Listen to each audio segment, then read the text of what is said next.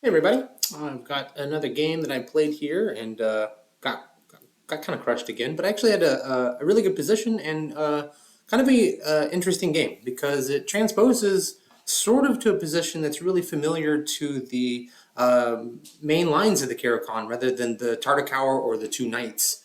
And yeah, I thought it was interesting to take a look at it here. So here White played d4. And c4, bishop c4 is the move that we cover in the game, and we play this move, they drop the queen back, and then we play b5, or they put this knight into e5, and it's we have that game.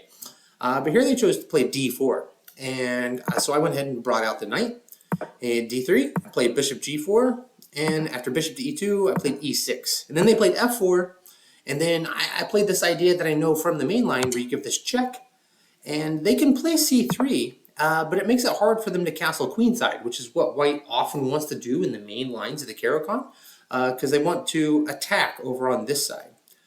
Here you just play bishop e7, and then we both castle, and this is a nice position for us. It's comfortable.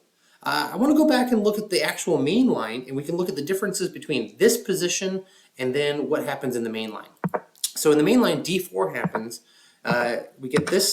And so we're playing this knight f6, which is leading us to the Tartakower, but the main line, bishop f5, knight g3, we come back, and then h4, we have to play h6. They play knight f3, we go knight d7, and h6, or sorry, h5, we brought bishop back, we capture, and then we have e6, and now this bishop f4, and we get the same idea that I played for the same reasons, and then they castle this way. And we're kind of behind in development, and we often are going to castle queenside because that's a safer way to castle. With this pawn on h5, it's sure we could play bishop d6, knight here, and we can castle, and that's a game. But White gets a pretty strong attack, and there's often sacrifices on h6. If we compare that to the actual position in the game, so jumping forward to here instead, this is a similar position, but in a lot of ways quite different. There's no pawn on h4. We haven't played h6, and we're a bit further along in development than we were, and we haven't traded off these bishops, and this queen is slightly awkwardly placed. So here I played h6 because I was worried about knight h4, and I didn't want to, I thought I was going to have to give up this bishop. So I was thinking like, I don't know, so bishop d6, I thought he would come here, and I would have to just drop back into capture, and I've given up the bishop pair. And this is okay, we're fine, there's not really any major problems in our position, I just didn't want to do that.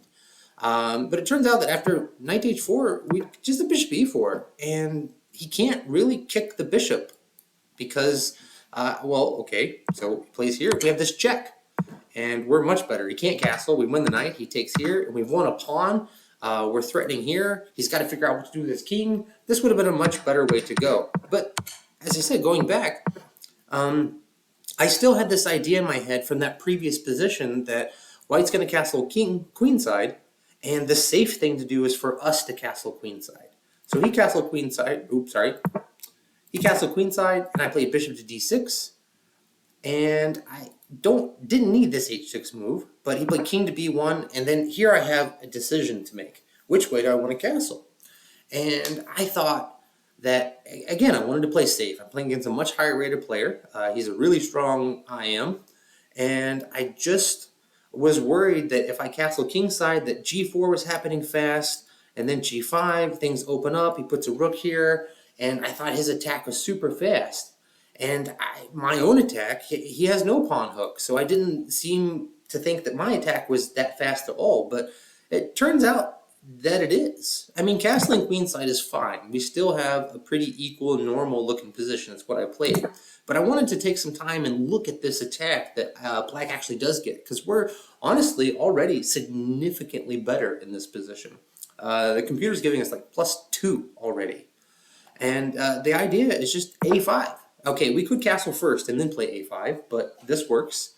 So we play a5, and it's not so easy for White to know what to do. He can try to play g4, just trying to attack immediately, but this isn't going to go too well. We can play a5, kick the queen, and the queen's pretty low on squares. We go knight d5, ignoring this threat. We're hitting the queen.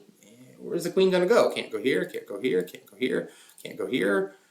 So here. Also can't go here or here. But then after here, we just played b5, and we just want a queen, and we're great. So they can't immediately counterattack.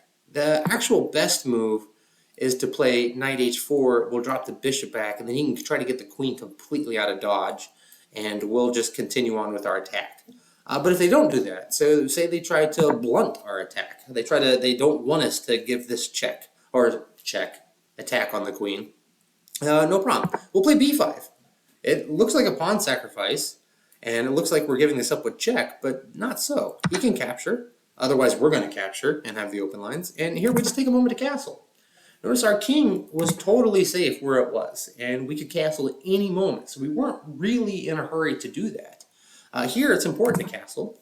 And then, again, it's tough for black to find a move. I mean, the queen to c4 is probably the best. It makes it difficult for us to capture here because white would love to trade queens. If white can trade queens, probably fine.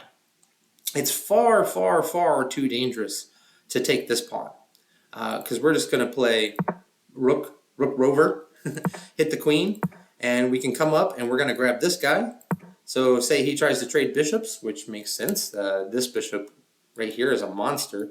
Would love to trade it for this sort of passive bishop here. No problem. We grab here with tempo. He moves the queen out of the way. We grab here. And again, huge, huge trouble. We play queen to d8. And how are you going to deal with this?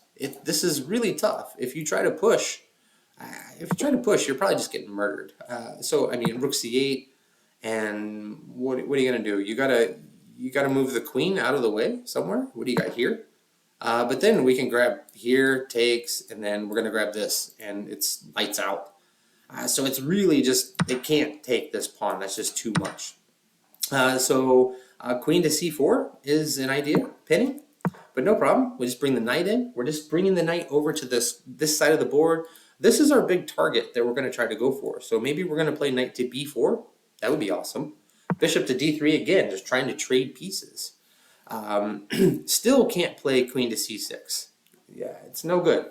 Well, again, white would like to trade pieces, but no, we'll just come back to b8 and say you try to get out of the way because we have this big threat here of playing rook c8 and the queen is just trapped. So we'll try to sneak back out. We'll grab here. Again, we're hitting the queen. You got to get out of the way. Where are you going to go? I mean, this is tough. You can play here, and we can actually just take and win the queen. But we even have better. We can play knight here. And the queen's got to get totally out of the way. If it tries to stay on the line to give itself up for the rook in the major, no sir, you don't get to do it. And now the queen's stuck completely out of the way. We can grab here, setting up massive discovery threats. I mean, we could have went and won the exchange also, but you've got to try to get out of the way. And now we can play a3, and things are just going bad, real bad. So again, can't take that pawn. So if you can't take this pawn, again, trying to trade off this attacking piece to defend this square. But okay, no problem. We'll take it. Then we can take this pawn again. Please take the pawn. Give me the b file. We already saw some things that are going to happen there. So white can maybe try to. They feel like maybe they're safe for the moment. They don't have any big threats. We go knight to b4. Again, renewing threats against this square, and it's not easy to see how to deal with them. The queen's got to stay in touch. Maybe queen c3 is perhaps the best, but again, we're going to avoid trades. We're going to bring a rook over, and we're going to attack this pawn. So instead, maybe takes it. We can take back, and again, we're going to go here. If the king tries to escape out this way, we're going to stop it, and then we can just go give a mate here. This is massively huge attacks. It almost just seemed easy. When I was reviewing this game with my opponent afterwards, he was telling me that he thought black's attack was quite fast and that white's was slow, and turns out absolutely right. It was really surprising to me how fast this attack happens if we just play a5 immediately, or even castling first and say they go g4 trying to get this attack in. No problem. We can come forward. You can play g5. It looks like we're getting into an attack, but again, we can just take it. He can grab here, and again, we're off to the races. We can play a5, And granted, this is a bit slower. They're getting more of an attack now, but still doing great. It's still a game. But again, just this immediate a5, recognizing that our king is quite safe already. There's no real threats against it. These bishops block these open files. d5 is not opening up anything, and just going all out for our own attack is a pretty fantastic way to play. Instead, I played the chicken move that I thought was safe. And it is just an equal game. This is sort of a typical structure, but we didn't need to do this. This is not dangerous. There's no pawn on h5 already. There didn't have to be any sacks available on h6 because it turns out I didn't need to play that at all. So he got the king out of the way because he was worried about this, and I played knight to e4, which is in retrospect don't like this move because it just chases the bishop to a much better square. Probably better just to play king to b8, and we just have an equal game. We can both bring our pieces to the center. Maybe I go bishop b4, bishop d5. Maybe I bring this rook over, I play e5. It's going to be just a game, just a normal game, and we're both playing. So I played knight to e4. He went here. I decided to bring the rooks to the center. And again, I want to play like e5 or something. But after queen a4, I already have some uncomfortable decisions. I'm not like lost or even much worse, really, but it's already difficult. I'm worried about d5 and captures here, and that's why I didn't want to play the king over. I don't want to bring this guy up because, I mean, this just feels weak. It's possible, but it allows this check, and things are happening now. We're starting to feel uncomfortable. There's possibilities to bring the rook over and across. He can start kicking our pieces back. This is annoying. The best move is to play a5, which is not really a move that occurred to me. It blocks the queen's touching of a7. It doesn't allow the bishop to come into b6, which is a big problem I was worried about here, that there would be some sort of capture or some sort of d5 and a bishop b6 coming in, which is worrisome. So I played a move that seems pretty silly now. I played queen to b8 and thought, I'll just drop the bishop back. Maybe I'll put the bishop here, and I thought I'd be safe. Not so. He plays knight to e5. I don't want to capture it because then, again, I feel like I'm giving up the bishop here, opening up this guy. Big problems already. He's hitting this f7 pawn, and he's threatening maybe to capture right here. So I played rook to e7, and so in my head I thought, okay, he'll take here, I'll take here, he'll take, and then if I have the rook here, I'll just put the rook in the way, and the queen's out of the way, and no big deal. And so I played here, and he took, which actually just gives away all of his advantage. He's forced to go for a perpetual here. But I made kind of a big blunder. And the big blunder is not so much this move, but that I trusted my calculation from 3 moves earlier. I should have paused and thought again, because I do have options here. I didn't really think about blocking with the queen, which is obviously the better move. I block here, he gives this check. I can't run out this way because he gives this check. So he's got nothing better than to just repeat, and we got a draw, which would have been a nice result. We should have been quite happy with that. But instead, again, I trusted my calculation from some moves earlier, instantly played this move, he instantly played this move, and then I almost instantly resigned, because it's quite terrible.